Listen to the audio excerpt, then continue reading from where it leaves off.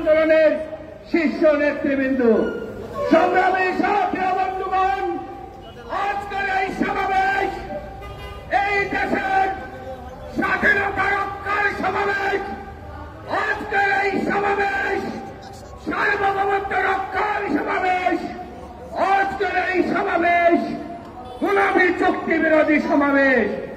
প্রিয় উপস্থিতি, ইতিমধ্যে আপনারা অবগত হয়েছেন এই ফ্যাসিস্ট ভারতের দোষর তাবেদার শেখ হাসিনা ক্ষমতার বিনিময়ে বাংলাদেশকে বিক্রি করার ষড়যন্ত্র করছে। তারই অংশ হিসাবে তিনি 15 দিনের ব্যবধানে 2 বার ভারতে গমন করে গোলামীর নজির স্থাপন করেছেন, 10টি চুক্তি করেছেন। যেই চুক্তিতে বলা হচ্ছে বাংলাদেশ এবং ভারতের উভয় উপকার হবে। সাংবাদিক বন্ধুদের কাছে প্রশ্ন করতে চাই, একটি দেশের ট্রেন তার দেশের মাল বোঝাই করে আমাদের ভূখণ্ড চিরে এক মাথা থেকে এক মাথায় যে বের হবে, এখানে বাংলাদেশের কি উপকারটা হবে এটি তো আমার মাথায় ধরে না। প্রিয় সাথী ও বন্ধুগণ, আজকের এই সমাবেশে বিভিন্ন নেতৃবৃন্দ এই চুক্তির বিষয়গুলো নিয়ে বক্তব্য রাখবেন। আমি বিশ্বাস করি সাংবাদিকেরা জাতির বিবেক। আজকে দেশের সাংবাদিকদের কণ্ঠরোধ করার চেষ্টা করা হচ্ছে, তারপরেও আমাদের দেশের এক শ্রেণীর দুঃসাহসী সাংবাদিকেরা বহু কষ্ট করে এই সরকারের দেশ বিরোধী কার্যক্রম পেপার, পত্রিকা, টিভি চ্যানেলের মাধ্যমে এদেশের জনগণের কর্ণ করে পুষে দিচ্ছে। প্রতিনিয়ত তারা মামলার আশঙ্কায় থাকে, প্রতিনিয়ত তারা হামলার আশঙ্কায় থাকে। তবু এই সাংবাদিক জাতির বিবেক আজকে তারা সেই আওয়ামী লীগের দোসরদের মতো দালালি করছে না। যে সমস্ত সাংবাদিকেরা দেশের জন্য কাজ করছেন, গণতন্ত্র মঞ্চের পক্ষ থেকে আপনাদেরকে অভিনন্দন। সংগ্রামী সাথী বন্ধুরা, আজকে শুধু অবৈধ গোলামী চুক্তি নয়, আজকে এই দেশে এক শ্রেণীর আমলাদেরকে সুযোগ সুবিধা দিয়ে হাজার হাজার কোটি টাকা লুটপাট করে দেশ থেকে পালিয়ে দেওয়ার ব্যবস্থা করছে এই সরকার।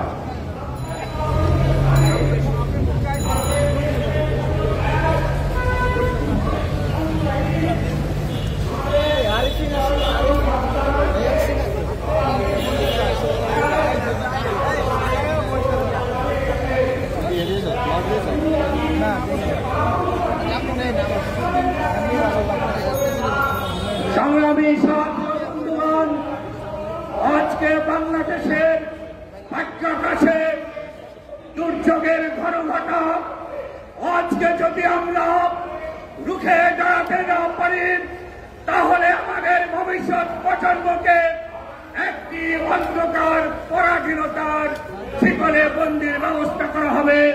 তাই আমি আহ্বান করব, যে সমস্ত দেশপ্রেমিক বিবেকবান মানুষ রয়েছে, আর কাল ক্ষেপণ না করে আমাদের মাঠে নামতে হবে। এই ফ্যাসিস্ট হাসিনা সরকারকে ছাড় দেওয়ার সুযোগ নয়। উনি মনে করছেন উনি যা ইচ্ছা তাই করতে পারবেন। বাংলাদেশের 18 কোটি মানুষ সাথে ভোটের মাধ্যমে 7 তারিখে প্রমাণ করে দিয়েছে এদেশের মানুষ শেখ হাসিনাকে চায় না। মানুষ বুঝে গেছে শেখ হাসিনা বাংলাদেশের কোন বিবেকবান মানুষ হতে পারে না। শেখ হাসিনা বাংলাদেশের বন্ধুসুলভ মানুষ নয়। তিনি মূলত পক্ষে বঙ্গবন্ধুকে হত্যা করা হয়েছিল, তার দলের নেতারাই করেছে। সেই হত্যার প্রতিশোধ নিতে এসে ব্যবহার হয়ে আছে, ব্যাকুল হয়ে আছে। উনি 18 কোটি মানুষকে ধ্বংস করে হলেও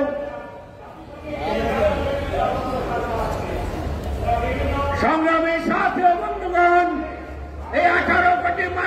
যদি নিঃশেষ হয়ে যায়, ধ্বংস হয়ে যায়, তবু শেখ হাসিনার কিছু আসে যায় না। কারণ উনি তো বলেছেন উনার পরিবার কেমন, উনার বোন রেহেনা, তার ছেলে মেয়ে এবং উনার ছেলে মেয়ে এই 4 জন, উনার বোন 5 জন, উনি 6 জন, এই 6 জন কেমন উনার আপন। এই 18 কোটি মানুষ উনার আপন নয়। তাই এই 18 কোটি মানুষ যে অবস্থায় পড়ুক না কেন তার কিছু যায় আসে না। এ পর্যায়ে শুভেচ্ছা বক্তব্য রাখছেন আজকের এই সমাবেশের সংগ্রামী সভাপতি বীর মুক্তিযোদ্ধা শেখ রফিকুল ইসলাম বাবলু। আজকের এই সমাবেশে বক্তব্য রাখছেন বীর মুক্তিযোদ্ধা শেখ রফিকুল ইসলাম বাবলু, আজকের সমাবেশের সভাপতি।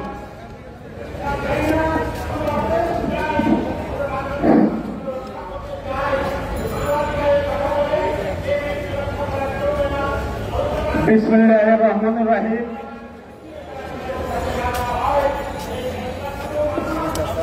গণতন্ত্র মঞ্চ কর্তৃক আয়োজিত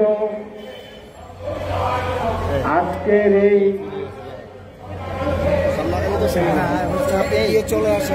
দামি অবৈধ সরকার কর্তৃক প্রতিবেশী সাম্প্রদায়িক শক্তি মোদির সঙ্গে যে অসম চুক্তি করেছে, এই চুক্তির প্রতিবাদে আমরা গণতন্ত্র মঞ্চ আজকে এখানে তার প্রতিবাদ স্বরূপ এই সমাবেশে আয়োজন করেছি। এই সমাবেশে মিডিয়ার ভাইদেরকে এবং উপস্থিত গণতন্ত্র মঞ্চের নেতা কর্মীবৃন্দকে, সুধীমণ্ডলীকে গণতন্ত্র মঞ্চ ও ভাসানী অনুসারী পরিষদের পক্ষ থেকে শুভেচ্ছা জানাচ্ছি এখানে উপস্থিত হওয়ার জন্য।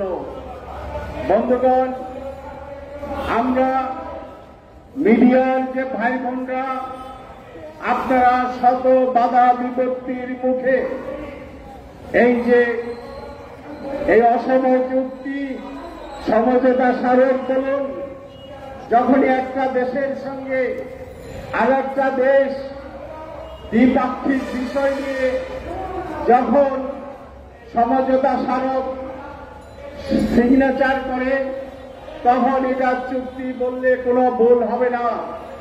এই অসম চুক্তির বিরুদ্ধে এই দেশের মানুষ, আমরা তাদের পক্ষ থেকে এই স্বাধীনতা সার্বভৌমত্ব বিরোধী যে চুক্তি, এই চুক্তির প্রতিবাদে আমরা এখানে আজকে সমবেত হয়েছি এবং আমরা আপনাদেরকে বলেছি এই চুক্তির প্রতিবাদ জানাই। এই অবৈধ চুক্তি আমরা মানি না, এই চুক্তি আমরা মানব না। জীবন দিয়ে হলেও দেশ বিরোধী চুক্তি আমরা মানব না। দেশ বিরোধী চুক্তি মানার কোনো প্রশ্নই আসে না। এই চুক্তির বিরুদ্ধে আমরা রুখে দাঁড়াবো। প্রয়োজনে আমার যদি দেশ বিরোধী, স্বাধীনতা সার্বভৌমত্ব বিরোধী কোন চুক্তি আসে, সেই চুক্তিকে আমরা জীবন দিয়ে হলেও, বুকে রক্ত ঢেলে দিয়ে হলেও এই চুক্তিকে আমরা বাতিল করব, আমরা মানব না। এটা বলে আমরা আমাদের সবার কাজ শুরু করছি। বন্ধুগণ, আপনারা জানেন সাম্প্রতিক কালে যে চুক্তি হয়েছে, সমঝোতা স্মারক হয়েছে, এটি সম্পূর্ণ স্বাধীনতা সার্বভৌমত্বের হুমকি স্বরূপ। আমরা এই দেশ বিরোধী চুক্তি মানি না, মানব না। বন্ধুগণ, আমরা এখন সবার কাজ শুরু করছি। সবার শুরুতেই আমি রাষ্ট্র সংস্কার আন্দোলনের প্রধান সমন্বয়কারী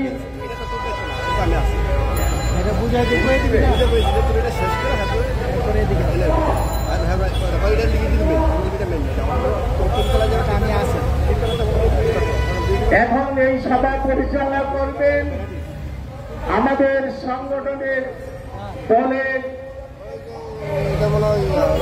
সদস্য সচিব ডক্টর আবু ইউসুফ সেলিম। ডক্টর আবু ইউসুফ সেলিম এই সভা পরিচালনা করবে। ধন্যবাদ সবাইকে। ধন্যবাদ সংগ্রামী সাথী ও বন্ধুগণ।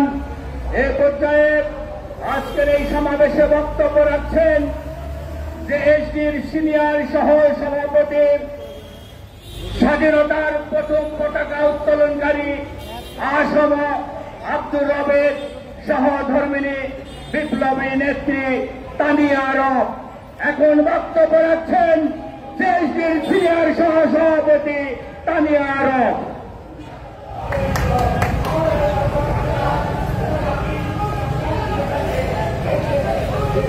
ধন্যবাদ সেলিম ভাই। গণতন্ত্র মঞ্চ আয়োজিত আজকে দেশ ও জনবিরোধী ভারতের সাথে যে চুক্তি করেছেন বর্তমান সরকার, তার প্রতিবাদে আমাদের নিরাপত্তা এবং সার্বভৌমত্ব যে হুমকির সম্মুখে, তার প্রতিবাদে আজকের এই সমাবেশ, আজকের এই বিক্ষোভ। শুরু করছি দুটি কথা দিয়ে। বন্ধুত্ব কাকে বলে আমরা জানি? বন্ধুত্ব হয় ক্ষমতার ভিত্তিতে, আন্তরিকতার ভিত্তিতে, এবং যেখানে কোনো জোরাজুরি হয় না, সেটাই হয় বন্ধুত্ব।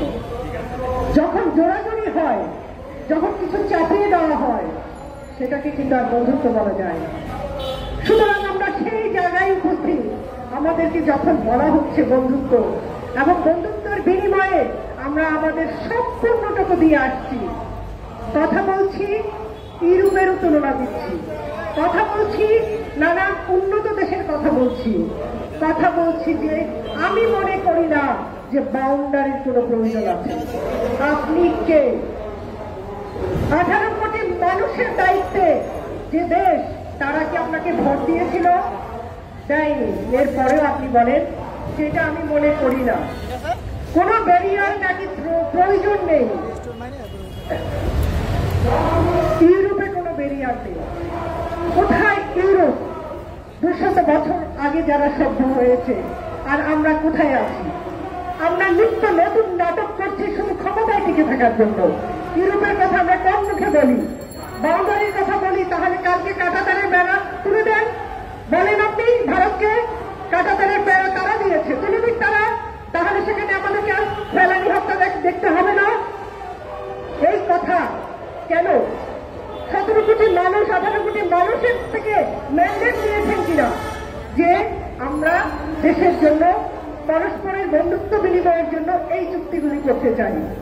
তাই তিস্তার পানি তো আজও এলো না, বরঞ্চ দেখেন এই ভরা মৌসুমে 42টি গেট খুলে দেওয়া হয়েছে, যার জন্য সিলেট এবং প্রতিদিন আমাদের এখানে দুর্ভোগ এবং জল বাড়ছে, পানি বাড়ছে।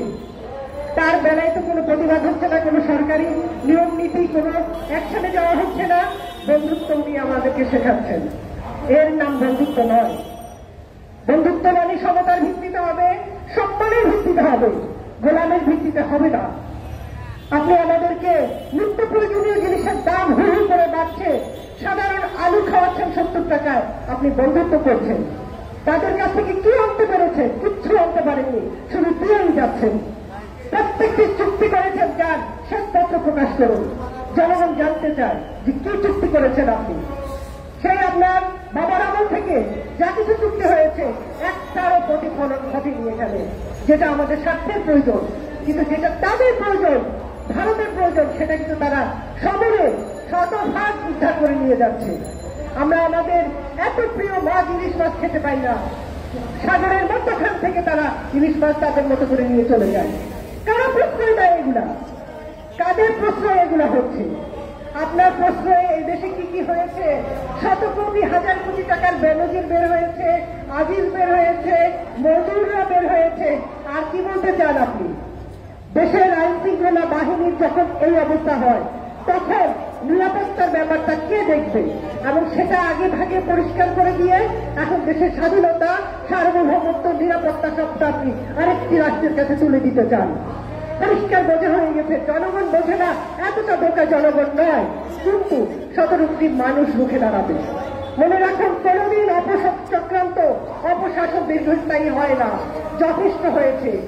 তিনবার আপনি ভোট ছাড়া নির্বাচিত হয়েছে, এবং কি বলে জনগণ আপনাকে ভোট দিয়েছে।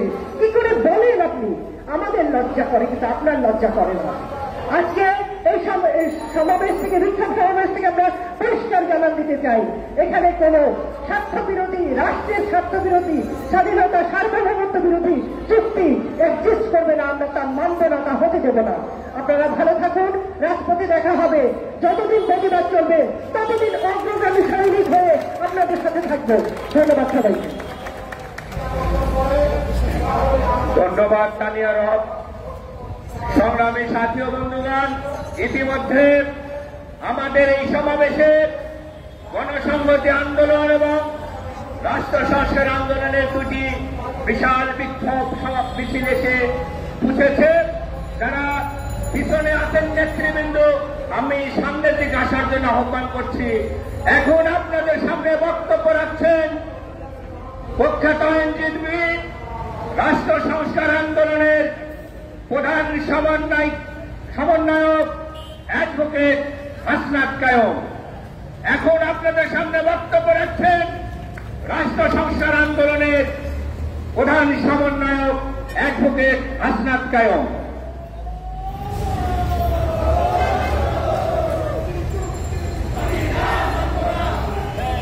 সব জায়গায় পোস্ট দিয়ে দাও। আজকের এই সংক্ষিপ্ত প্রতিবাদ সমাবেশ এবং বিক্ষোভ মিছিল পূর্ব সমাবেশের সংগ্রামী সভাপতি, উপস্থিত গণতন্ত্র মঞ্চের জাতীয় নেতৃবৃন্দ এবং সহানুভূতিশীল সমর্থক কর্মী সংগঠন নেতৃবৃন্দ, আপনারা যারা আছেন আপনাদের সবাইকে সংগ্রামী শুভেচ্ছা। আমার আগে যারা কথা বলেছেন, যিনি কথা বলেছেন, আপনারা জানেন যে বাংলাদেশ একটা ভয়াবহ দুর্যোগের দিকে যেভাবে ঠেলে দেওয়া হচ্ছে বাংলাদেশকে, তার প্রতিবাদে আজকে আমরা এখানে দাঁড়িয়েছি। এর আগেও আমরা কথা বলেছি। সরকার, যে সরকার আসলে আপনারা জানেন যে অনির্বাচিত, দখলকার, যারা ভারতের পৃষ্ঠপোষকতায়, ভারতের সহায়তায় কিংবা ভারতের স্বীকৃতিতে যারা আসলে এখানে রাষ্ট্রের ক্ষমতা, সরকারের ক্ষমতা দখল করে বসে আছেন, তারা অতি তাড়াহুড়া করে, কারোর সাথে কোনো ধরনের আলাপ আলোচনা না করে বাংলাদেশের উপর দিয়ে ভারতের করিডোরের যে চুক্তি করেছেন, বাংলাদেশের সামরিক বাহিনী এবং বাংলাদেশের প্রতিরক্ষা নিয়ে যে চুক্তি করেছেন, বাংলাদেশের সমুদ্র সীমা নিয়ে যে চুক্তি করেছে, সমুদ্র নিয়ে যে চুক্তি করেছে, বাংলাদেশের গবেষণা নিয়ে যে চুক্তি করেছে, যেগুলিকে তারা বলছেন যে এখন সমঝোতা স্মারক, এগুলি চুক্তি নয়। তার প্রেক্ষিতে গণতন্ত্র মঞ্চ তার যে উদ্বেগের কথা, তার যে উদ্বিগ্নতার কথা, তার যে পরিস্থিতির কথা, সেটা আমরা আগে জানি। সংগ্রামী সাথী বন্ধুগণ, গণতন্ত্র মঞ্চের পাশাপাশি বাংলাদেশের আওয়ামী লীগের বাইরে যত রাজনৈতিক দল আছে, তারা প্রত্যেকে তাদের জায়গা থেকে এই সমস্ত সমঝোতার নামে ভারতের সাথে এইখানকার নিরাপত্তা বিরোধী, এইখানকার পরিস্থিতি, স্বাধীনতা, সার্বভৌমত্ব বিরোধী যে চুক্তি কিংবা যে সমঝোতা স্মারক রয়েছে তার প্রতিবাদে অন্যরাও কথা বলছেন। আমরা দেখেছি সরকার, বিশেষত এই সরকারের প্রধানমন্ত্রী, তিনি গতকালকে এই সমস্ত চুক্তির পক্ষে কথা বলতে গিয়ে বলেছেন যে আমরা ট্রানজিট দিয়েছি, তাতে কি এমন ক্ষতি হয়েছে। প্রথমত আমরা বলতে চাই, আসলে আপনি মাননীয় শেখ হাসিনা, আপনি যেটাকে ট্রানজিট বলছেন, এটা ট্রানজিট নয়। আপনি মিথ্যাচার করছেন। আপনি ভারতকে করিডোর দিয়েছেন। ট্রানজিট আর করিডোরের মধ্যে যে পার্থক্য, বাংলাদেশের মানুষ সেটা জানে। বাংলাদেশের মানুষকে এতটা অপমান করা এবং যেখানে সেখানে যেভাবে সেইভাবে মিথ্যাচার করা, এটা আপনার পদে থেকে আপনাকে মানায় না। ট্রানজিট যদি হয় তাহলে বাংলাদেশকে ব্যবহার করে ভারত হয় থাইল্যান্ডে যাবে, বার্মায় যাবে, চীনে যাবে, অন্য কোনো না কোনো একটা দেশে যাবে। আমরা ভারতকে ব্যবহার করে হয় নেপাল যাব, ভুটান যাব, চীনে যাব, অন্য কোথাও যাব। আপনি যে চুক্তি করেছেন, আজকে এগুলিকে কানেক্টিভিটির কথা বলছেন। এই কানেক্টিভিটি, ভারতের কানেক্টিভিটি তার নিজের সাথে নিজের, অন্য কোনো দেশের সাথে তার কানেক্টিভিটি হচ্ছে না।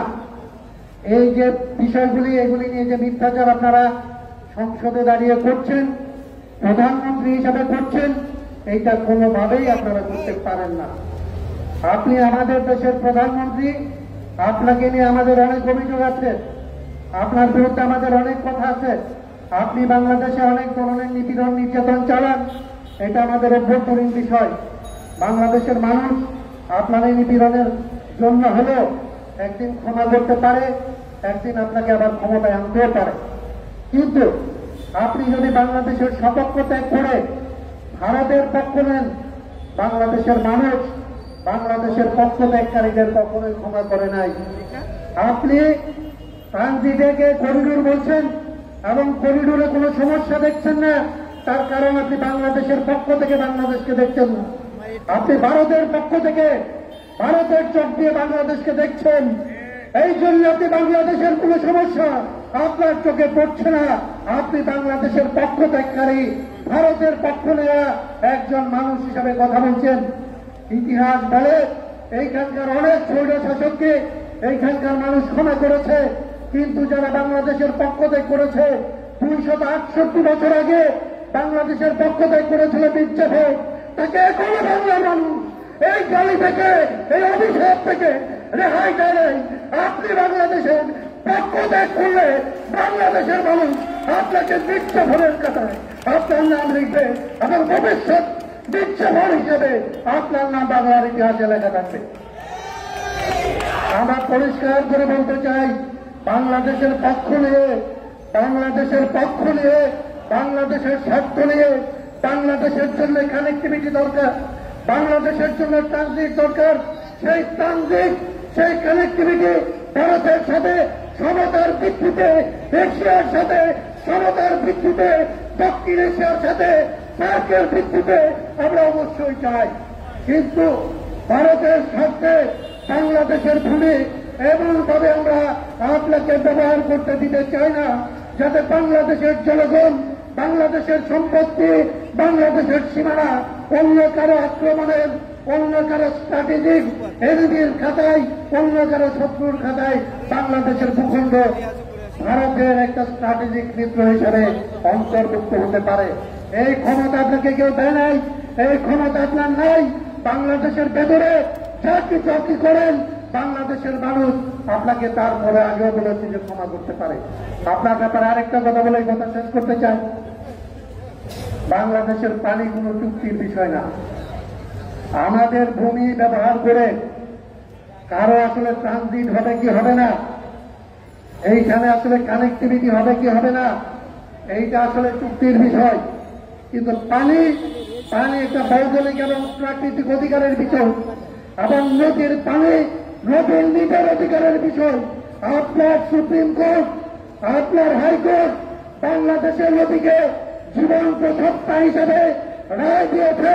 দুনিয়ার সমস্ত দেশ নদীকে জীবন্ত সত্তা হিসেবে স্বীকার করে এবং নদীর পানির সবার আগের হকদার নদীর নিচে, নদী বেঁচে থাকার পরে, নদীর তীরবর্তী মানুষ নদীকে বাঁচিয়ে রাখার পরে নদীর পানি ব্যবহার করতে পারে। নদীর পানি ব্যবহার করার জন্য নদীকে হারাহারি বেঁধে ফেলা, নদীকে বেঁধে নদীকে মেরে ফেলার অধিকার কোন রাষ্ট্র, কোন দেশ কোনভাবেই এই অধিকার আসলে ধারণ করে না। আপনি তিস্তাকে ভারতের অধিকারে দিয়ে এসছেন, আপনি তিস্তার অধিকার ছেড়ে দিয়ে তিস্তা অববাহিকা ম্যানেজমেন্টের ক্ষমতা ভারতের কাছে দিয়ে বাংলাদেশের পানির অধিকার আপনি ছেড়ে দিয়ে আসছেন। এই অধিকার আপনাকে বাংলাদেশের জনগণ দেয় নাই, প্রকৃতি দেয় নাই, নদী দেয় নাই, এটা আপনি করতে পারেন না। এবং পরিষ্কার করে আমরা বলতে চাই, আমরা ভারতের সাথে বন্ধুত্ব সত্ত্বে আমরা করে সমুদ্র বিজয় করেছি, বারবার সাথে আপনারা সমুদ্র বিজয় করেছেন, সেই বিজয়ের মিছিল করেছেন, উৎসব করেছেন। আপনার যদি এই ক্ষমতা থাকে আপনি বাংলাদেশের নদ নদী, বাংলাদেশের সমস্ত অভিন্ন নদী, ভারতের সাথে, চীনের সাথে, নেপালের সাথে, ভুটানের সাথে একপাক্ষিক নয়, দ্বিপাক্ষিক নয়, অববাহিকার ভিত্তিক যেখান থেকে নদী এসছে সেই সমস্ত দেশের সাথে মিলে নদীর পানির ব্যবহারের জন্য প্রয়োজনে আন্তর্জাতিক আদালতে, প্রয়োজনে আন্তর্জাতিক সংস্থাগুলির সাথে আমাদের পক্ষ থেকে কথা বলুন। অন্যথায় আপনি বাংলাদেশে যেটা প্রথম বলেছিলাম, পানির প্রশ্নে নির্যাতন, আপনি সীমানার প্রশ্নে নির্যাতন, নিরাপত্তার প্রশ্নে নির্যাতন হিসাবে বাংলাদেশে আপনি চিহ্নিত থাকবেন। আগামী 250 বছরেও আপনার এই চরিত্রের যে অবলম্বন হয়েছে, আপনি ভারতের কাছে যেভাবে বাতানত করেছেন, যেভাবে ভারতের পক্ষে অবস্থান নিয়েছেন, সেটা থেকে আপনাকে রেহাই দেবে না দেশের জনগণ। সেই জন্য এই আন্দোলনের ডাক দিয়ে এবং এই সমস্ত সমঝোতা ছাড়েন বাতিলের আহ্বান জানিয়ে আপনাদের সবাইকে ধন্যবাদ জানিয়ে আমার কথা আমি এখানে শেষ করছি। আপনাদের সবাইকে ধন্যবাদ।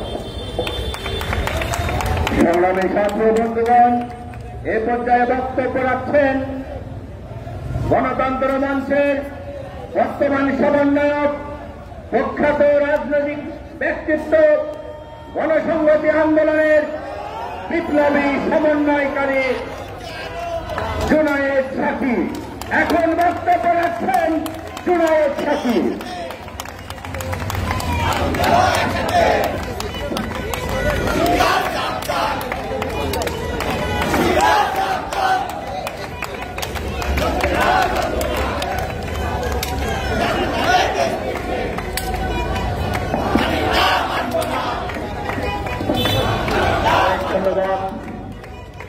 আমাদের হাতে সময় কম, আমরা অত্যন্ত সংক্ষেপে আমাদের সমাবেশ করব। আমাদের মূল লক্ষ্য আজকে বিক্ষোভ মিছিল করা। সহযোগিতা সম্মানিত সভাপতি, ভাসানী অনুসারী পরিষদের আহ্বায়ক, বীর মুক্তিযোদ্ধা শেখ রফিকুল ইসলাম বাবলু, গণতন্ত্র মঞ্চের নেতৃবৃন্দ, প্রিয় সাংবাদিক ভাই ও বোনেরা,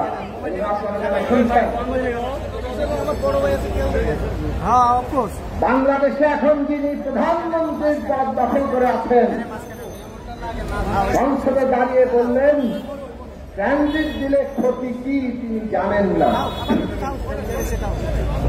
আমরা পরিষ্কার করে বলি, বাংলাদেশে এমন একটি সরকার আছে যে সরকার ভোট ছাড়া, তারা এখন দেশের ক্ষতি কি আসলেই জানে না।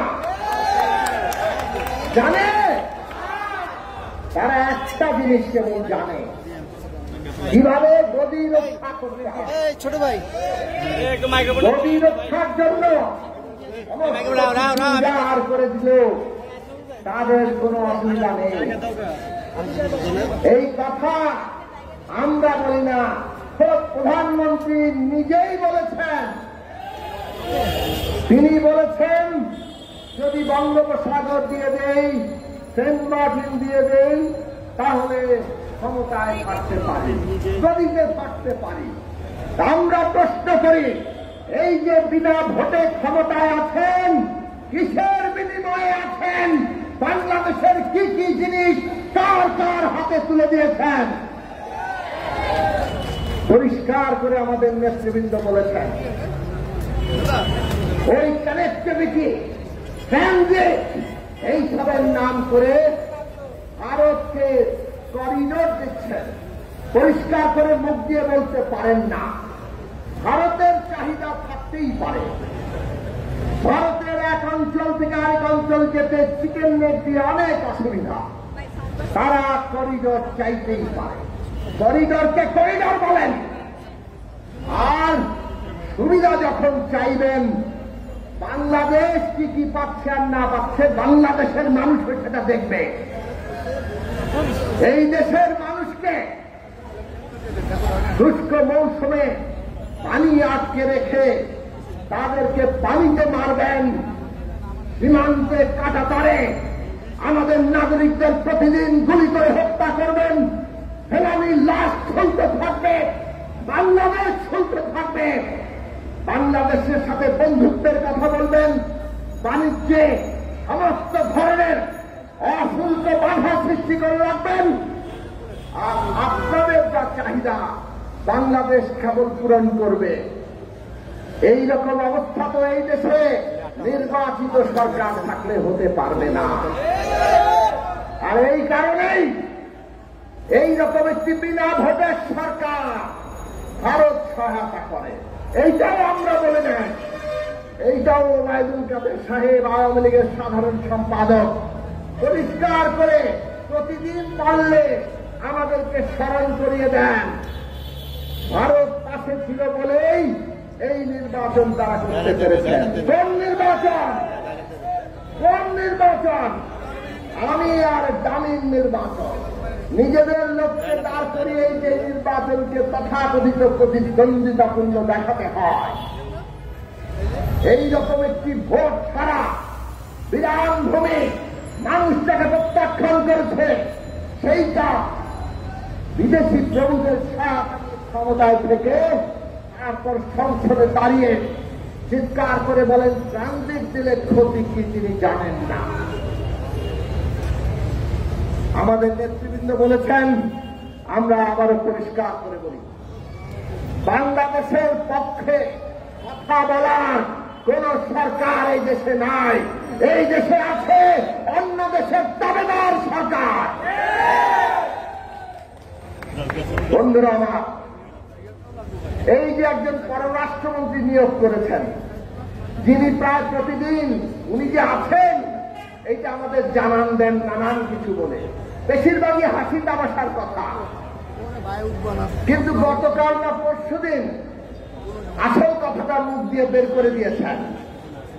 বললেন তিনি প্রধানমন্ত্রী ভারত সফরে গিয়ে ভারতের প্রধানমন্ত্রী নরেন্দ্র মোদীর কাছে চীন সফরের কথা বলেছেন এবং ভারতের বাংলাদেশের প্রধানমন্ত্রী চীনে যাবে এটা নিয়ে ভারতের কোনো আপত্তি নেই।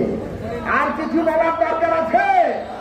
বাংলাদেশ কি স্বাধীন সার্বভৌম দেশ?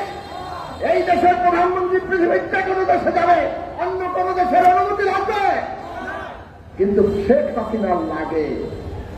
শেখ হাসিনার অনুমতি নিতে হয় এবং তিনি ভারতের প্রধানমন্ত্রীর কাছে চীন যাওয়ার অনুমতি নিয়ে এসেছেন। এই হচ্ছে 53 বছরে মুক্তিযুদ্ধের বাংলাদেশের অবস্থা। এই জন্য আমরা বলি, একটা দেশে যদি ভোট না থাকে, নির্বাচন না থাকে, সেই দেশের গণতান্ত্রিক রাজনৈতিক ব্যবস্থা যদি জনগণকে ঐক্যবদ্ধ রাখতে না পারে, তাহলে সেই দেশের সার্বভৌমত্ব থাকে না। বিদেশি প্রভুর দয়ায় যারা ক্ষমতায় আছে তারা এইভাবে অনুমতি নিয়ে নিয়ে সব কাজ করছে। উনি নাকি উন্নয়নে ভাসিয়ে দিচ্ছেন। এখন ব্যাংকের রিজার্ভ কত? বাংলাদেশ ব্যাংকের রিজার্ভ এমন তলানিতে গিয়ে ঠেকছে, আমদানি করতে পারবে না। $100 বিলিয়ন বাংলাদেশের জনগণের ঘাড়ে বৈদেশিক ঋণ চাপিয়েছে। আর উনি চীন যাচ্ছেন আরো $20 বিলিয়ন ঋণ আনার প্রস্তাব নিয়ে ক্ষমতায় আবার বসে উনি প্রথম দশটাতে এই $20 বিলিয়ন চাইতে যাচ্ছেন। ইতিমধ্যে যা ঋণ তার 5 ভাগের 1 ভাগ ঋণ এক সফরে তিনি চান। অর্থনীতি কোন জায়গায় নিয়ে এসছেন বুঝেছেন? আমাদের দেশের নাগরিক প্রজন্ম থেকে প্রজন্মান্তরে তাদের ঘরে এই বৈদেশিক ঋণ চাপিয়ে দিতে চান। আর এই ঋণ এনে কি করেন?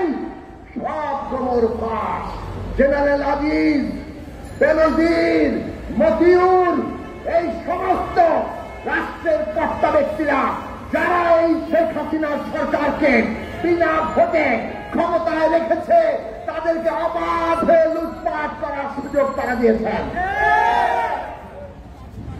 ঋণ করবে, ঋণ শোধ করতে হবে আমার আপনাকে, আমাদের সন্তানদেরকে, আর লুট করবে আজিজরা, বেনজিররা, মতিউররা।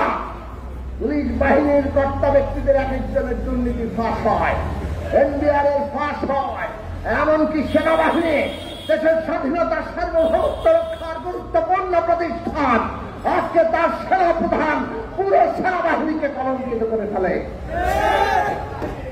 এই অবস্থা তৈরি করেছে কে? শেখ হাসিনা নাকি কাউকে ছাড় দেন না। 18 সালের পরে এই জেনারেল আজিজ বলেছিল এইরকম নির্বাচন নাকি তিনি দেখেন নাই। বেনজির সাহেব 14 থেকে 18 দুইটা নির্বাচন খুন নির্যাতন করে সমস্ত বিরোধী দলকে দৌড়ের উপর রেখে জেলে ঢুকিয়ে তারপরে নির্বাচন পার করিয়েছেন। তখন তো বেনজির আহমেদ, জেনারেল আজিজ তারা কার লোক ছিল? এদের তৈরি করেছে কে? শেখ হাসিনা। এদের তৈরি করেছে কে? এই মিনাল হকের সরকার। কাজেই বাংলাদেশের সমস্ত রাষ্ট্র ক্ষমতায় প্রতিষ্ঠানগুলোর কর্তা ব্যক্তিরা আজকে এই সরকারকে বিনা ভোটে ক্ষমতা রেখে বাংলাদেশের মানুষের আমার আপনার রক্ত শুষে নিচ্ছে। বাজারে গিয়ে গরিব মেহনতি মানুষ আজকে কোনো কিছু কিনতে পারে না, চাল, ডাল, আলু, তেল, লবণ। আর সিন্ডিকেট আলারা সব আপনার আমার পকেট থেকে শুষে নিচ্ছে। সরকার এক মরণ খেলায় নেমেছে। ক্ষমতায় থাকার জন্য মানুষকে তারা যে কোনো ভাবে বলি দিবে, হত্যা করবে, গুম করবে, দেশ ধ্বংস করবে, ক্ষমতা তারা ছাড়বে না। ওই যে ছাত্ররা আজকে নেমেছে কোটা সংস্কারের জন্য, আন্দোলন করেছিল 18 সালে, প্রধানমন্ত্রী কোটা বাতিল করেছিলেন। আবার এখন কোটার পরিপত্র, ওই বাতিলের পরিপত্র বাতিল করে দিয়ে কোটা ব্যবস্থা বহাল করছেন। আন্দোলন করছে আবার শিক্ষার্থীরা। ওবায়দুল কাদের সাহেব নেমে পড়েছেন, আওয়ামী লীগের লোকেরা নেমে পড়েছে ছাত্রদের আন্দোলনকে বিভ্রান্ত করার জন্য, মানুষকে বিভ্রান্ত করার জন্য। তারা বলছে এর মধ্যে নাকি বিরোধী দল ঢুকে গেছে। আরে শিক্ষকদের আন্দোলন এমন ভাবে শিক্ষকদের পে স্কেল আর পেনশন স্কিম তৈরি করছে, ওই সরকারি কর্মকর্তার আমলারা বসে যে স্বায়ত্তশাসিত প্রতিষ্ঠানের এরা আর পেনশন পাবে না, ওনারা নিজেরা টাকা জমা দিয়ে কিছু পেনশন পাইতে পারে। এই সব আন্দোলনের উপরে নাকি বিরোধী দল ভর করেছে। পেনশন স্কিম আমরা বাতিল করেছিলাম, কোটা ব্যবস্থায় আবার বহাল করলেন, আমরা করেছি, আপনারা করেছেন। তার বিরুদ্ধে আন্দোলন হয়েছে, আন্দোলন ফুসে উঠছে বলে এখন আবার ছাত্রলীগের গুন্ডা বাহিনী, হেলমেট বাহিনী হলে হলে পাহারা দেওয়া বসিয়েছে এবং আন্দোলনটাকে দমন পীড়ন করে ধ্বংস করতে চাইছে। আমরা পরিষ্কার করে বলি, সমস্ত আন্দোলন আমাদের। এই ছাত্রদের আন্দোলনে বিরোধী দল কোনো ষড়যন্ত্র করছে না। আমরা পরিষ্কার করে ছাত্রদের আন্দোলনকে সমর্থন জানাই, শিক্ষকদের আন্দোলনকে সমর্থন জানাই এবং এই ছাত্র আমাদের, শ্রমিক আমাদের, শিক্ষক আমাদের, এই দেশের কৃষক আমাদের, সমস্ত জনগণ আমাদের, তাদের প্রতিটি আন্দোলনে আমরা আছি এবং সেই সব আন্দোলন এক সূত্রে গঠিত হয়ে আপনার মক্তব, আপনার কবি, তার পক্ষে চাউস আমরা কড়াই গামছা বেঁধে আপনাদেরকে নামিয়ে দেব। সেই দিন আসছে, নতুন করে আন্দোলনের প্রস্তুতি নেই। সমস্ত বিরোধী দলকে আমরা ঐক্যবদ্ধ করে গণ আন্দোলন, গণ অভ্যুত্থানের মধ্য দিয়ে আমরা এই সরকারের পতন ঘটাবো। তার জন্য প্রস্তুতি গ্রহণ করুন। গণতন্ত্র মঞ্চ লড়বে, সেই লড়াই আপনারা যোগ দিবেন। আপনাদের সবাইকে সালাম, শুভেচ্ছা। ধন্যবাদ জুনায়েদ শাকিব। এই পর্যায়ে আপনাদের সামনে বক্তব্য রাখছেন গণতন্ত্র মঞ্চের অন্যতম শীর্ষ নেতা, বিপ্লবী ওয়ার্কার্স পার্টির সংগ্রামী সাধারণ সম্পাদক জননেতা সাইফুল হক। এখন বক্তব্য রাখছেন জননেতা সাইফুল হক।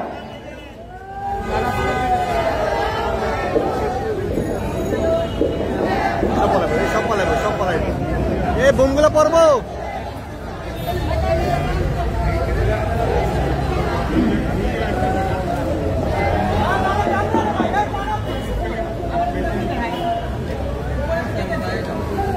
বন্ধুগণ,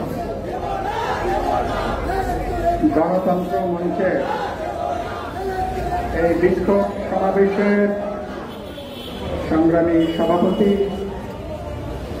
ভাষা অনুসারী পরিষদের সংগ্রামী আহ্বায়ক, বীর মুক্তিযোদ্ধা শেখ রফিকুল ইসলাম বাবলু, মঞ্চের জাতীয় নেতৃবৃন্দ, আমাদের গণমাধ্যমের ভাই ও বোনেরা, সুধীমণ্ডলী, বন্ধুগণ, আপনাদের সবাইকে আমরা গণতন্ত্র মঞ্চ পক্ষ থেকে আমাদের সালাম এবং শুভেচ্ছা জানাই। আমরা যখন এখানে আজকে সমাবেশ করছি তখন আপনারা জানেন দেশে অনেকগুলো গুরুত্বপূর্ণ আন্দোলন চলছে। আমরা লক্ষ্য করেছি আমাদের ছাত্ররা তারা কোটা ব্যবস্থার সংস্কারের জন্য তারা একটা আন্দোলনে তারা যুক্ত আছে। আজকের এই সমাবেশ থেকে আমি কোটা সংস্কারের আন্দোলনে যে হাজার হাজার যে লক্ষ লক্ষ ছাত্রছাত্রীরা যুক্ত হয়েছেন তাদের প্রতি আমাদের সমর্থন, সংহতি এবং একাত্মতা ব্যক্ত করছি। আমরা পরিষ্কার করে বলতে চাই, ৯/৬ না করে অনতিবিলম্বে ব্যবস্থাটার সংস্কার করুন। একই সাথে আজকে আন্দোলন করছেন বিশ্ববিদ্যালয়ের শিক্ষকরা। প্রত্যয় নামে জবরদস্তি করে তাদের উপরে যে পেনশন স্কিম চাপিয়ে দিয়েছে, বিশ্ববিদ্যালয়ের কোন শিক্ষকরা এটা গ্রহণ করেননি। তাদের দাবির সাথে আমরা সংহতি জানাই, একাত্মতা জানাই এবং পরিষ্কার করে বলতে চাই, সরকার এতই দেউলিয়া, এখন তারা বিভিন্ন সেক্টর থেকে টাকা আদায় করে জবরদস্তি করে শেষ রক্ষা করতে চায়। এই কারণের জন্য তারা আজকে এটাও পেনশন স্কিমের নাম করে তারা একটা জবরদস্তি ব্যবস্থা তারা চাপে দিতে চায়। এই খেলা আমরা বন্ধ করার দাবি জানাই। যখন আমরা এখানে সমাবেশ করছি আপনারা জানেন দেশের একটা বিশাল অংশ জুড়ে এখন অকাল বন্যার, এখন পানির নিচে। বৃহত্তর সিলেট বিশাল অঞ্চল পানির জুড়ে, তো উত্তরাঞ্চলে বিশাল অঞ্চল এখন বন্যার পানিতেই থই থই করছে। তানিয়া রব এখানে উল্লেখ করেছেন, ওরা এই সময় ভারত 42টা যে সুইচ গেট, সেই গেটের পানি তারা ছেড়ে দিয়েছে। যখন আমাদের পানি দরকার তখন তারা পানি প্রত্যাহার করে। যখন অতিরিক্ত বৃষ্টির পানি হয়, বাড়তি পানি, তখন তারা ছেড়ে দেয়। ছেড়ে দিয়ে আমাদের মানুষকে তারা ভাসিয়ে নিয়ে যায়। এই হচ্ছে সরকারের ভারত প্রীতির আরেকটা নমুনা।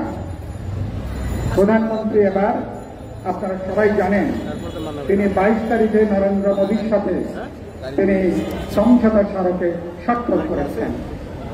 আমরা উদ্বিগ্ন ছিলাম।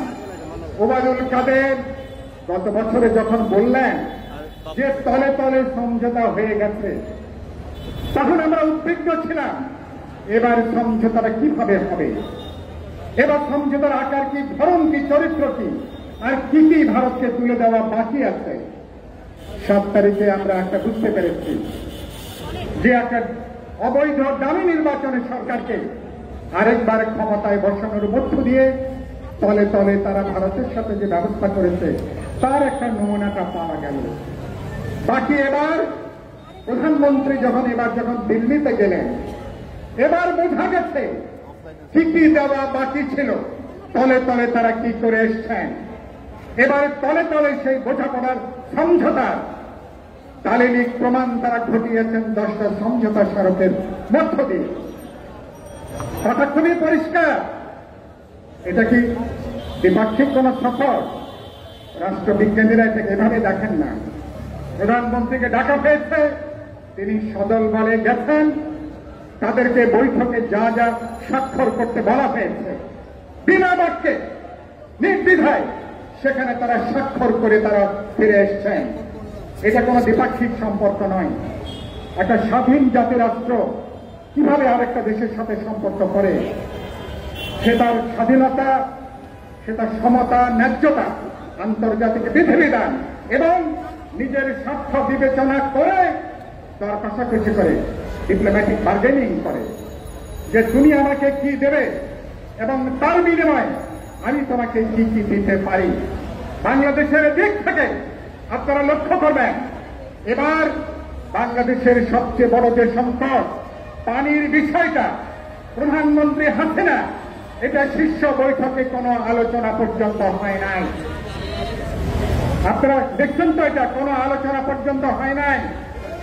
এবং বাস্তবে পানির বিষয়টা প্রকারণ করে বাংলাদেশকে এখন তারা ভুলিয়ে দিয়েছে। বাচ্চাকে যেভাবে বুঝ দিতে হয়, বাচ্চাকে বুঝ দেবার মতন করে চীনা প্রস্তাবের বিপরীতে তিস্তা পানি ব্যবস্থাপনার নাম করে ভারত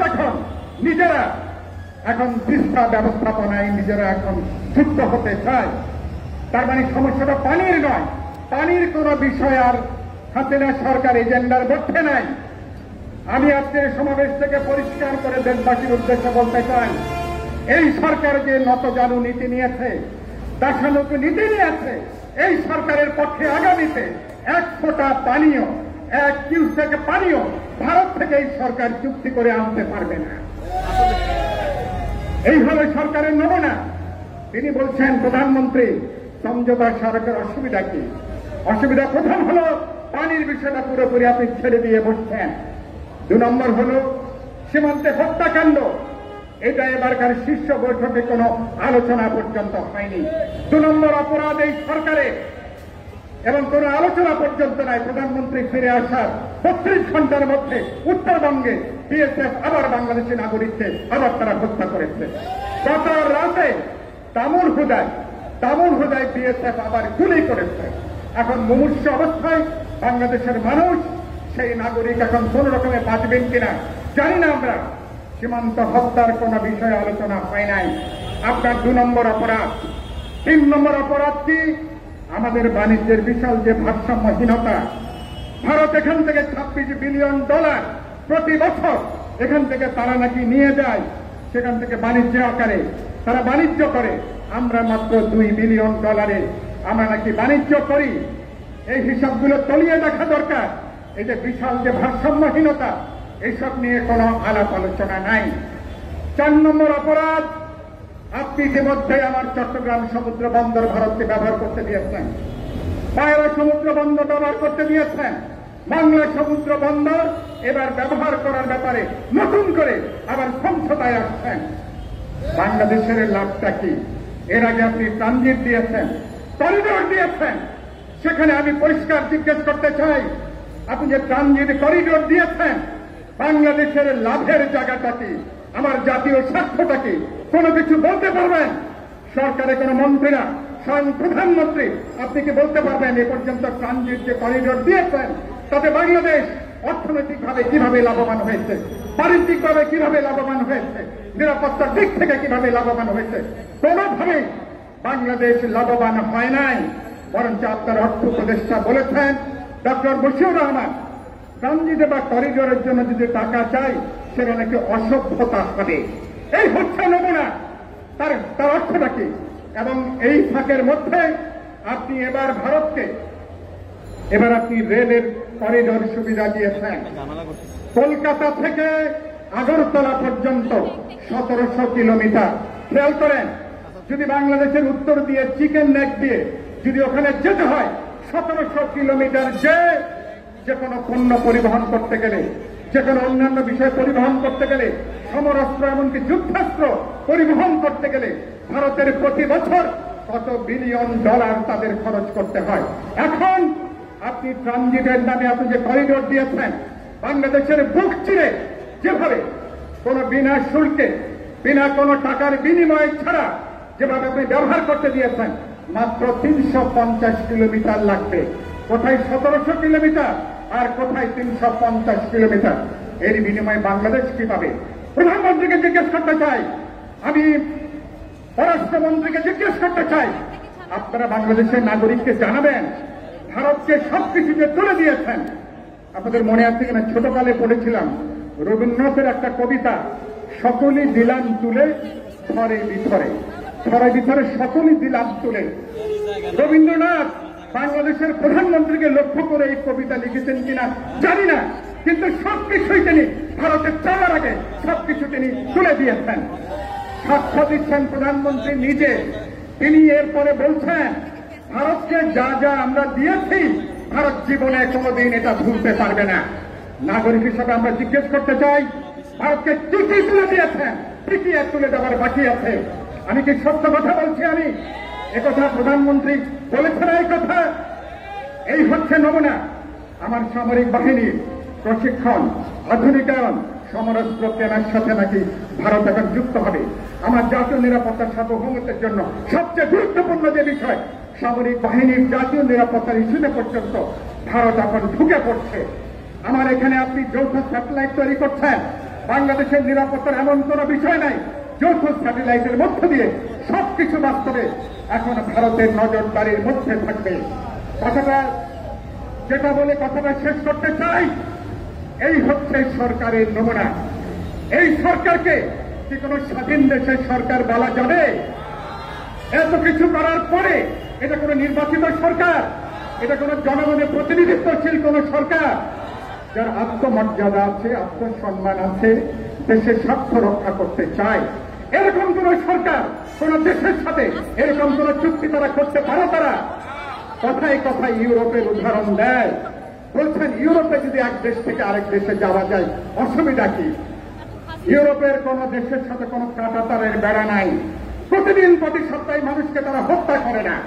আজকে ভারত বাংলাদেশের 3 দিকে 4500 কিলোমিটার কাঁটাতারের বেড়া দিয়ে বাংলাদেশে বাস্তবে বৃহত্তর একটা কারাগার ভারত এখন তৈরি করে ফেলেছে। এর নাম কি বন্ধুত্ব? আমি এমন এক বন্ধুত্ব যে প্রতি সপ্তাহে আমার মানুষকে হত্যা করে, এমন এক বন্ধুত্ব ধরার সময় পানি প্রত্যাহার করে, বন্যার সময় আমাকে ডুবিয়ে মারে, এবং প্রত্যেকটা ইস্যুতে আমার রোহিঙ্গা সমস্যা কোন আন্তর্জাতিক ফোরামে ভারত আজ পর্যন্ত বাংলাদেশের পক্ষে তার অবস্থান গ্রহণ করতে পারেনি। সেজন্য কথাটা বলতে চাই, ইউরোপের উদাহরণ দেবেন না এবং সিঙ্গাপুর উদাহরণ দেবেন না, ফলে আপনারা বাস্তবে এখানে বাংলাদেশের আর জনগণকে প্রতিনিধিত্ব করতে পারছেন না। দুর্ভাগ্যজনক ভাবে যে দলটা মুক্তিযুদ্ধের নেতৃত্ব দিয়েছে, অনেকগুলো গুরুত্বপূর্ণ অর্জন যে দলের নেতৃত্ব হয়েছে, সেই দল এখন জাতীয় স্বার্থের প্রতিনিধিত্ব করছে না। আওয়ামী লীগ এবং বর্তমান সরকার বাস্তবে এখন ভারতীয় স্বার্থের এখন তারা প্রতিনিধিত্ব এখন তারা করছে। ফলে এই সরকার এদের সমঝোতা চুক্তিকে কোনোভাবে বাংলাদেশের মানুষকে গ্রহণ করবে, কেউ এটাকে গ্রহণ করবে না। শেষ কথা বলতে চাই, লড়াইয়ের মধ্যে আমরা আছি। এই সরকারের কাছে ভোটের অধিকার, মানুষের জীবন জীবিকা যেমন নিরাপদে নয়, স্বাধীনতার সার্বভৌমত্ব, জাতীয় নিরাপত্তা আজকে গুরুতর হুমকির সম্মুখীন। সেই কারণের জন্য এই সরকারকে এদেরকে গলায় গামছা দিয়ে ওদেরকে বিদায় দেওয়া ছাড়া আমরা আমাদের বর্তমান ভবিষ্যৎ কোনো কিছুকে আমরা রক্ষা করতে পারবো না। গণতন্ত্র মঞ্চ সমগ্র জনগণকে নিয়ে, সকল বিরোধী দলকে সাথে নিয়ে রাজপথে দেশকে রক্ষা, গণতান্ত্রিক ভবিষ্যৎকে রক্ষা, দেশের ভবিষ্যৎকে রক্ষা করবার জন্য শেষ পর্যন্ত এই লড়াইটাকে আমরা এগিয়ে নেব। সেই লড়াই আমরা বিজয়ী হব। আপনাদের সবাইকে শুভেচ্ছা, অভিনন্দন, ভালোবাসা জানিয়ে আমার বক্তব্য এখানে শেষ করছি। সবাইকে ধন্যবাদ।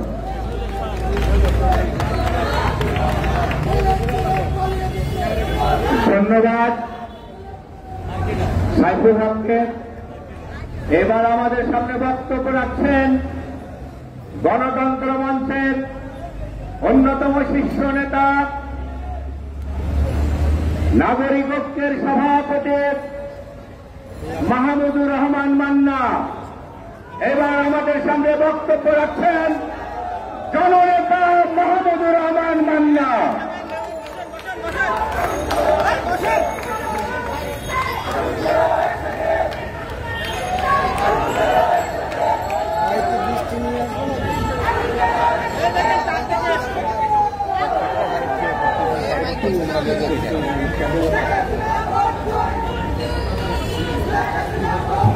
জনাব সভাপতি, সংগ্রামী নেতৃবৃন্দ, সাংবাদিক বন্ধুগণ, সাথীরা, বন্ধুরা, আসসালামু আলাইকুম। অনেকক্ষণ আরে কি চোর, এ তো ডাকা, এইটা রাখো। দীর্ঘক্ষণ ধরে আপনারা বক্তব্য শুনেছেন। আজকে কি জন্য গণতন্ত্র মঞ্চ এখানে প্রতিবাদ সভার আয়োজন করেছে সেটা খুবই স্পষ্টভাবে ব্যাখ্যা করেছে যে তারা। দুঃখের বিষয় হলো এত কিছু বললেও সরকারের কানে তো বাতাস যাবে না।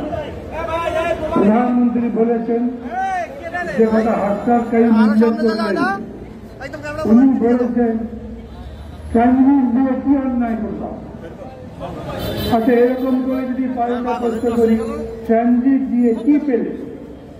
বলা হয়েছিল আমাদের ট্রানজিট দিলে অনেক টাকা পয়সা পাওয়া যাবে, ওরা মাসুল দেবে, ট্রানজিট ফি দেবে। আমাদের দেশ সেই টাকায় সিঙ্গাপুর, ব্যাংকক এবং অন্যান্য উন্নত দেশের মতো হয়ে যাবে। বহুবার আমরা জানতে চেয়েছি এই পর্যন্ত ট্রানজিট থেকে আমাদের ইনকাম কত, জবাব নাই। বাজেটটা পুরো পড়ে দেখেন আমাদের সরকার কোন খাত থেকে কত ইনকাম করছে, তার মধ্যে ট্রানজিটের মাসুলের কথা নাই। এইবার যেটা করলেন এটা সবাই বলেছে আপনি আপনার নিজের দেশকে বিপদে ফেললেন।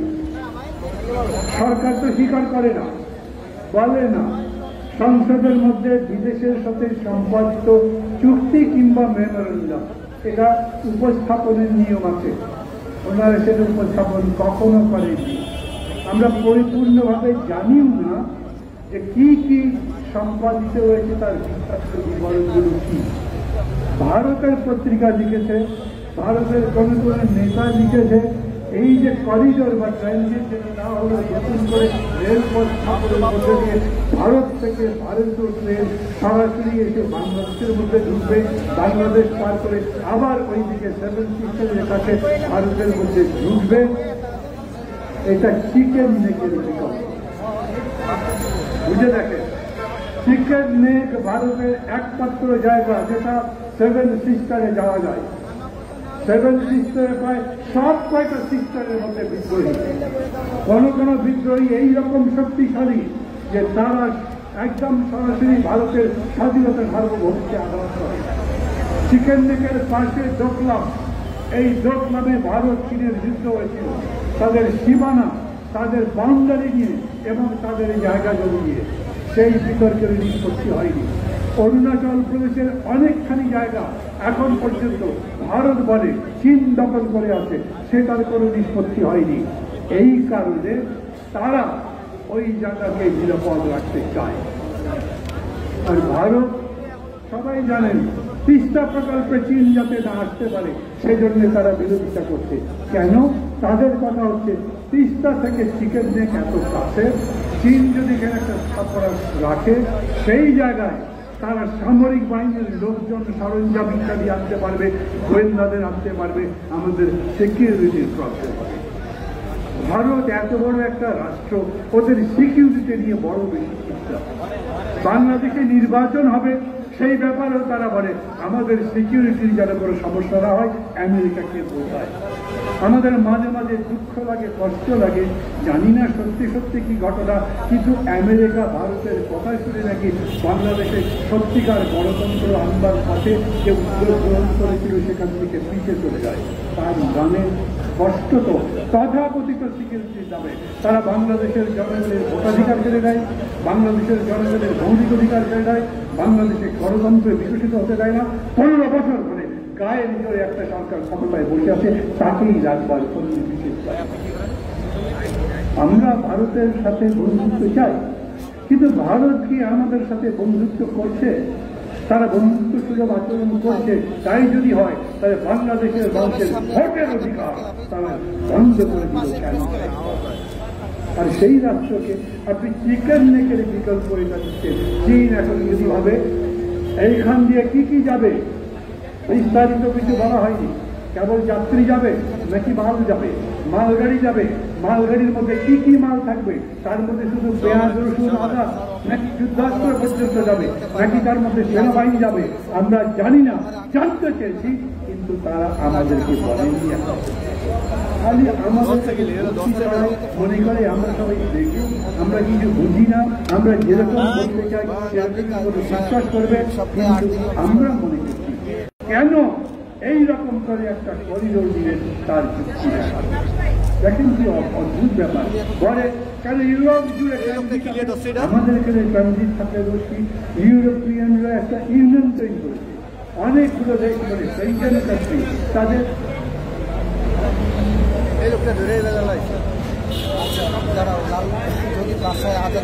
ভাই আপনার দশজন কেন? তাদের নিজেদের অভিন্ন কারেন্সি, একটা দেশ থেকে আরেকটা দেশে যেতে ভিসা লাগে না, একটা দেশের নাগরিক আরেক দেশে যান তাদের কোনো শুধু আইডেন্টিটি কার্ড ধরে চলে। সেই ইউরোপিয়ান ইউনিয়নের সাথে বাংলাদেশের সাথে এশীয় ইউনিয়ন বলে কোনো জিনিস আছে নাই। উনি বলেন এশিয়ান হাইওয়ের সাথে আমরা যোগাযোগ করতে চাই, যুক্ত করতে চাই। আমাদের কোন রাস্তা বাংলাদেশ থেকে বেরিয়ে ভারত পার করে পরবর্তী কোনো দেশের সাথে যুক্ত হতে পেরেছে? পারেনি। কাহিনী লম্বা করবো না, উনি এইটা তো করেছিলেন। এই যে একটা চুক্তি বলেন আর স্মারক বলেন, যেটাতে রেল করিডোর দেওয়া হলো, সেটা একটা বিরাট ঝুঁকির তৈরি করলো। কোনদিন এই ট্রেন সম্পর্কে অভিযোগ করবে, ট্রেনের মাল সম্পর্কে অভিযোগ করবে চীন, পাশাপাশি যারা বিদ্রোহী আছে সাতটা রাজ্যের মধ্যে তারা বিদ্রোহ করবে। কোনদিন যদি বাংলাদেশের মধ্যে এই ব্যাপারে একটা হট্টগোল তৈরি হয়, আমাদের নিজেদের সিকিউরিটি আরো বেশি বিভ্রান্ত হবে, আরো বেশি কষ্টের মধ্যে পড়বে। এই সম্পর্কে তিনি কোনো কথা বলেন না। স্যাটেলাইট চুক্তি করছে, স্যাটেলাইট চুক্তি করবে কেন? আমার স্যাটেলাইট আমি চালাবো, ভারতের সঙ্গে যৌথভাবে স্যাটেলাইট চলবে কেন? তার মানে ভারতের স্যাটেলাইট বাংলাদেশের যে কোনো জায়গায় এখন তাদের তদন্ত তদারকি করতে পারবে, তাই তো? তার মানে আমার দেশের সিকিউরিটি ওদের কাছে সম্পূর্ণভাবে খোলা, উন্মুক্ত হয়ে যাবে। আমরা তো ভারতের মধ্যে সেই ধরনের তৎপরতা চালাতে পারবো না। একইভাবে আমি বলি আণবিক শক্তি যে তাদের সঙ্গে যৌথভাবে করেন, আমার দেশ আণবিক শক্তিটা কোথায়, কিভাবে, কতদূর দাঁড়াবে, সেটা আমি ভারতকে কিংবা যে কোনো কাউকে জানতে দেব কেন? আমরা কি ভারতের সে সম্পর্কে কিছু জানতে পারি? এক কথাই বলতে পারি, শেখ হাসিনা তার দেশের, আমাদের দেশের সমস্ত স্বার্থ জলাঞ্জলি দিয়েছেন এইবারের শপথে। কেন? আরে বাবা, সে ভোটে যেভাবেই হোক জিতেছে, টেনে টুনে একসাথে যেতে হয়। তারপরে তার শপথ গ্রহণ অনুষ্ঠানে তো গেলেন, একদিন আগেই গেলেন, তার 15 দিন পরে আবার দৌড়তে দৌড়তে যেতে হল কেন? বিমানবন্দরে তাকে রিসিভ করবার জন্য কোন মন্ত্রী পর্যন্ত নয়। সৌদি আরবের ক্রাউন প্রিন্স যখন আসে তখন তাকে রিসিভ করবার জন্য খোদ মোদি যান, আর আমাদের প্রধানমন্ত্রী গেলেন তাকে রিসিভ করবার জন্য। যারা বলেন আওয়ামী লীগের চামচা দালাল কয়েকটা যে আমাদের সম্মান বিদেশের মাটিতে বাড়ছে, বরঞ্চ ভারত আপনাকে এমন ভাবে ব্যবহার করছে মনে হয় যেন আপনি কোন রাজ্যের মুখ্যমন্ত্রী আছেন, অতএব তাদের রিসিভ করবার কোনো দায় দায়িত্ব নাই। এই কারণেই আমরা এটার বিরোধিতা করছি। বিস্তারিত ব্যাখ্যা আরো পরে দিতে পারবো, হয়তো আজকে সেরকম সময় নেই। কিন্তু দেখছি না একটা সরকার জোর করে তা 15 বছর ধরে আছে, মনে করছে আরো বিপদ হতে পারে। এই 7 জানুয়ারি নির্বাচনের নামে একটা ভণ্ডামি করবো না, তারপরে প্রথম ভাগ দেখেছিল আমরাই জিতেছি, আপনার কোথায় জিতছেন? এখন আমি জিজ্ঞেস করি, বলেন তো আপনারা কি জিতেছেন কোথাও?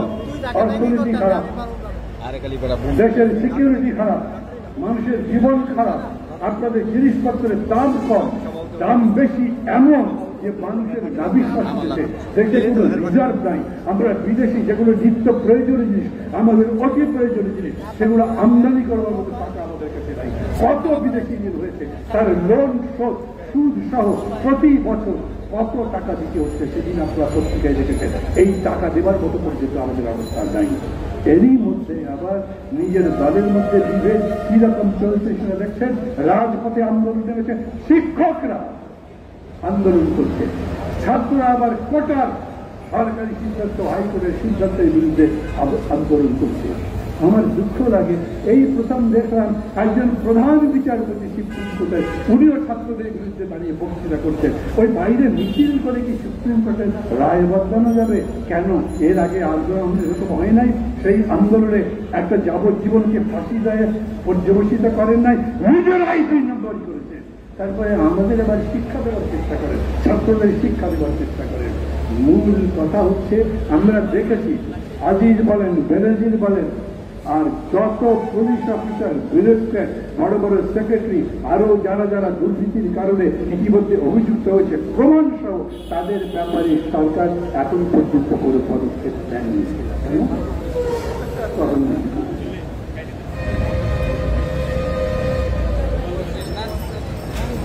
আমি সংক্ষেপ করছি। বন্ধুগণ, সরকারের একটাই ঘটনা, তারা ক্ষমতায় থাকবে যে কোনো প্রকারে, যে কোনো ভাবে, ওদের গুন্ডাবাহিনী লাগবে। আওয়ামী গুন্ডা দিয়ে চলে না, অতএব পুলিশকে পারলে লাঠিয়াল বানাচ্ছে। আর সেই জন্যই বেনজির একের পর এক সম্পত্তি দখল করেছে। হিন্দু মুসলমান মানে নাই, কোন একটা মানুষ যদি টাকা চুরি করে ব্যাংকের মাধ্যমে সেটা বাইরে পাঠিয়ে দেয়, আপনি টের পান না। কিন্তু জমি দখল করে, স্থাপনা করে, সেইখানে রিসোর্ট বানায়, দেখেনি কেউ এতগুলো বছর ধরে। তখন চুপচাপ ছিলেন, এখন ভদ্রতা করেন, 4th ডিগ্রি করেন, সংসদের মধ্যে বক্তৃতা করে আমি দুর্নীতির বিরুদ্ধে জিহাদ শুরু করতে চাই, কোনো দুর্নীতি আমি সহ্য করবো না। এতদিন ধরে তো সহ্য করলেন, লালন পালন করেছেন, নাহলে আজিজ বেনজিররা এতদূর পর্যন্ত আসতে পারত। এবং তারপরেও তিনি আবার 100 কোটি টাকা নিয়ে বিদেশে চলে যান, তার ব্যাপারে তা কোনো কিছু করতে পারেন না। কারো নামে এখন পর্যন্ত গ্রেফতারি করা হয়নি। আমি মাঝে মাঝেই বলি, আমার পাসপোর্ট 10 বছর ধরে আসছে, আমি বিদেশ যেতে পারছি না। চিকিৎসার কারণে মেডিকেল বোর্ড আমাকে পরামর্শ দিচ্ছে, আমাকে যেতে দেয় না। বিভিন্ন মহল থেকে বলেছে আজিজ বেনজির বাবন যেন দুষ্কৃতিকারীদের, দুর্নীতিবাজদের পাসপোর্ট জব্দ করা হলো না। কেন? কত নির্লজ্জ! বলে তার বিদেশ যেতে তো তার নিষেধাজ্ঞা নাই, নিষেধাজ্ঞা দিলেন না কেন? অন্যদের নামে নিষেধাজ্ঞা দেন। আমাদের কেউ যদি বাইরে যেতে চায়, আমি কিংবা বিরোধী দলের কেউ, তাহলে ইমিগ্রেশন ব্যাপারে 2 ঘন্টা আটকে রাখে। ওদের আটকে রেখেছেন তাও কি জানি না। বেনজির কোন দিক দিয়ে গেল, কোন রুটে, কোন ভয়েতে ইমিগ্রেশন এখন পর্যন্ত সে তথ্য দিতে পারবে না। কেন? এরা নিজেদের গদি রক্ষা করবার জন্য একদিকে ভারতের কাছে রাষ্ট্র লিখে দেবে, পুলিশকে সব ধরনের দুর্নীতি করবার সুযোগ দেবে, আর্মিকে পারবে একদম চূড়ান্তভাবে দুর্নীতিবাজ বানাবার চেষ্টা করবে, বিরোধকারীকে ব্যবহার করবে, সমস্ত দেশকে ধ্বংস করে দেওয়ার পরে নিজে ভদ্রলোক সারবার জন্য চেষ্টা করবে। আমাদের প্রধানমন্ত্রী কিন্তু এই কাজ করতে নাই। আপনি তো ওর মধ্যেই বাস করেন, আপনি তো এই সরকারেরই প্রধান, এই দুর্নীতিবাজদেরই প্রধান। যে এত বড় বড় করে কথা বললেন, ওরা কি আওয়ামী লীগ করে? আওয়ামী লীগের যে হুইপ, তার পুত্রের নামে এত বড় অভিযোগ পত্রিকার পর্যন্ত দেখা হচ্ছে, তার করে জবাব আছে। বন্ধুগণ, এই সব কিছুর প্রেক্ষিতে আমরা একটাই কথা বলতে চাই, আমরা অনেকদিন ধরে বলছি এই সরকারের সাথে কোনো আপোষ হবে না।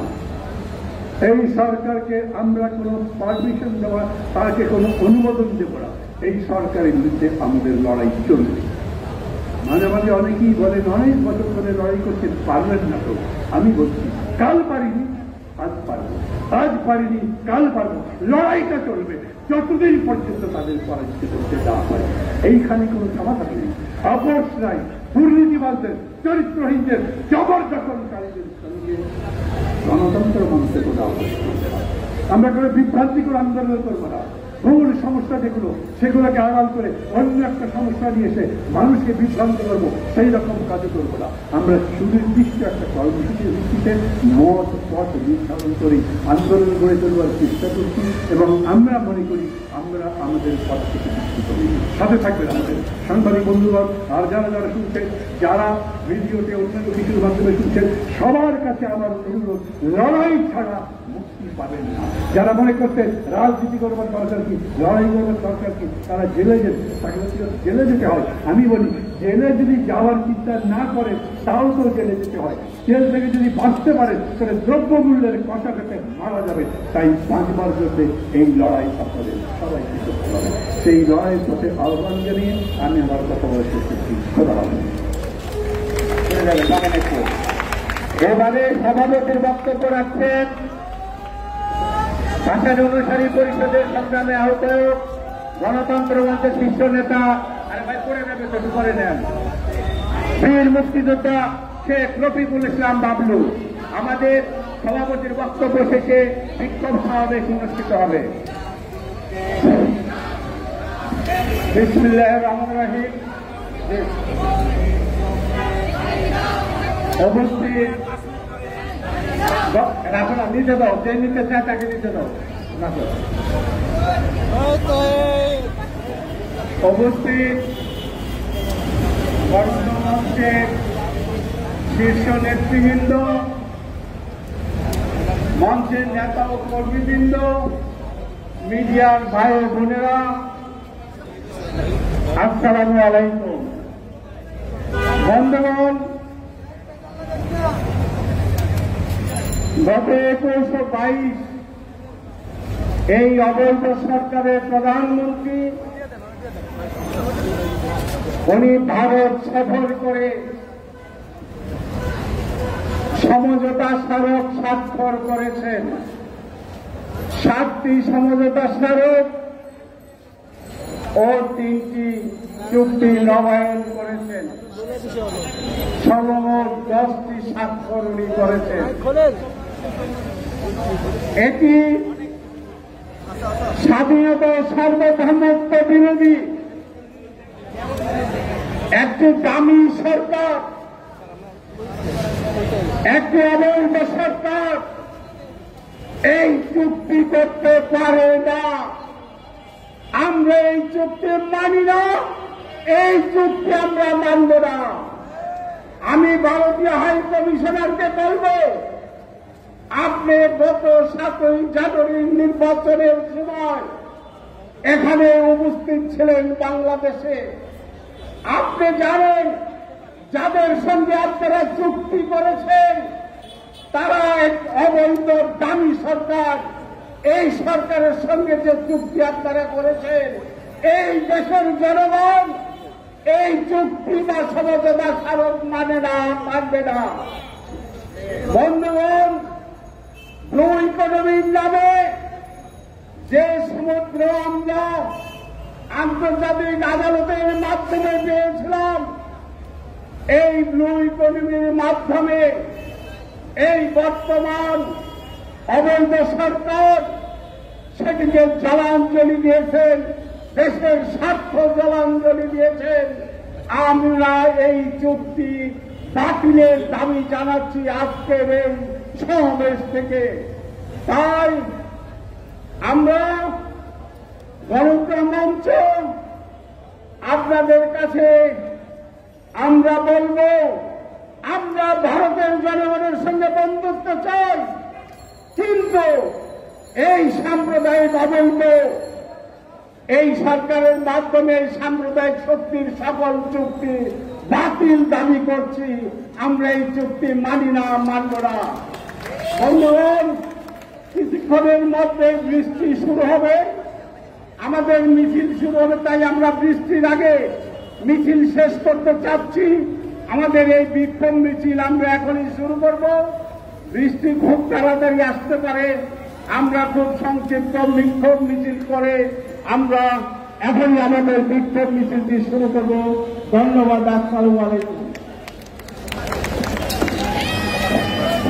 এবং এই মিছিলের মধ্য থেকে আজকের এই সমাবেশের কাজ সমাপ্ত ঘোষণা করা হবে।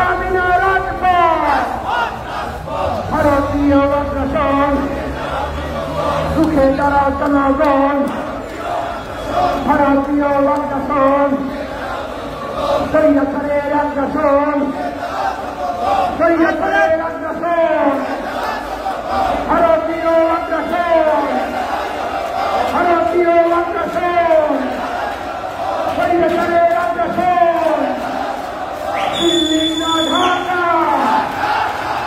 গোলামি না রাজপথ দিল্লি না ঢাকা গোলামি না রাজপথ গোলামি না রাজপথ ভারতীয় অগ্রসর সুখে তারা জনগণ ভারতীয় অগ্রসর সুখে তারা জনগণ দিল্লি না ঢাকা দিল্লি না ঢাকা গোলামি না রাজপথ গোলামি না রাজপথ দিল্লি না ঢাকা দিল্লি না ঢাকা গোলামি না রাজপথ শাসন করা রাজপথ গোলামি না রাজপথ চালিয়ে নামে করিডোর মানি না মানব না চালিয়ে নামে করিডোর ভারতীয় আধিপত্য ভারতীয় আধিপত্য ভারতীয় অগ্রসর ভারতীয় অগ্রসর ভারতীয় অগ্রসর ভারতীয় অগ্রসর দিল্লি না ঢাকা গোলামি না রাজপথ লড়াই লড়াই লড়াই চাই লড়াই করে জিততে চাই এই লড়াই স্বাধীনতার এই লড়াই সার্বভৌমত্বের এই লড়াই আত্মমর্যাদার লড়াই লড়াই লড়াই চাই ভারতীয় অগ্রসর রুখে গেল জনগণ ভারতীয় অগ্রসর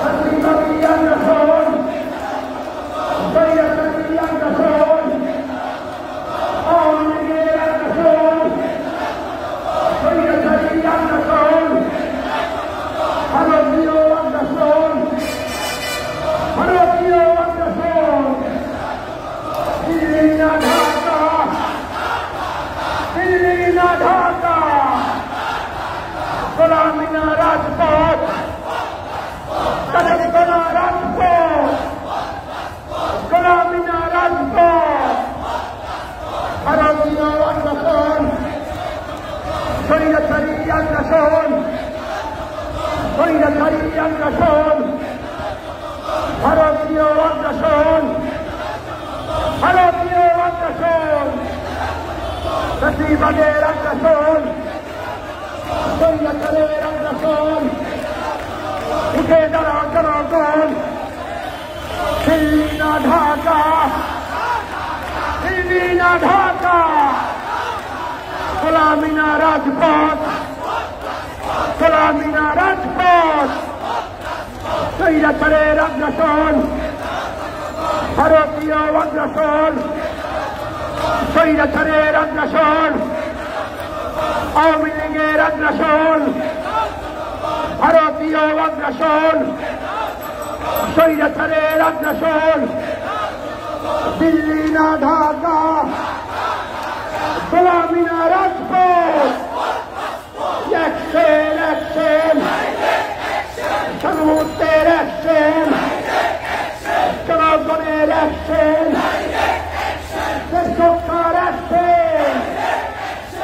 স্বাধীনতার অ্যাকশন, আত্মমর্যাদার অ্যাকশন, ডাইরেক্ট অ্যাকশন। লড়াই লড়াই লড়াই চাই, লড়াই লড়াই লড়াই চাই। এই লড়াই দেশ রক্ষা, এই লড়াই সমুদ্রে ভারতীয় আগ্রাসন রুখে দাঁড়াও জনগণ। স্বৈরাচারের আগ্রাসন, স্বৈরাচারের আগ্রাসন, ভারতীয় আগ্রাসন রুখে দাঁড়াও জনগণ। স্বৈরাচারের আগ্রাসন, দিল্লি না ঢাকা, দিল্লি না ঢাকা, গোলামি না রাজপথ, গোলামি না রাজপথ, গোলামি না রাজপথ, গোলামি না রাজপথ, গোলামি না রাজপথ। দিল্লি না ঢাকা, দিল্লি না ঢাকা, গোলামি না রাজপথ, গোলামি না রাজপথ, গোলামি না রাজপথ। দিল্লি না ঢাকা, দিল্লি না ঢাকা। সংগ্রামী ছাত্রবন্ধুগণ, আজকে শেখ হাসিনার অবৈধ শক্তি বিরোধীতে সমাবেশ শেষে বিক্ষোভ শেষে আজকের এই বিক্ষোভ সমাবেশে সমাধানী বক্তব্য রাখছেন আজকের সমাবেশের সংগ্রামী সভাপতি বীর মুক্তিযোদ্ধা শেখ রফিকুল ইসলাম বাবলু।